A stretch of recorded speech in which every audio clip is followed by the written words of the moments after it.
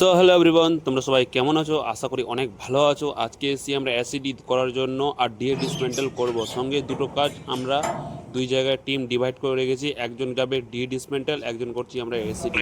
আজকে আমাদের কাজ বেশি নেই, আমাদের 8টা ব্র্যাকেট এসিডি দিতে হবে। আর স্যার আমাদের এসিডি লিখছে, আর বাকি লোক এদিকে আমাদের টিম ডিসমেন্টাল ডিএ করছে।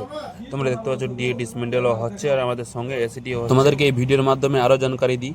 তোমরা যারা আমার সাথে জয়েন হতে চাও, এইভাবে কাজ করতে চাও, তারা আমার সাথে ফ্লো করে আমাকে কন্ট্যাক্ট করতে পারো, তোমরা মেসেজ করতে পারো।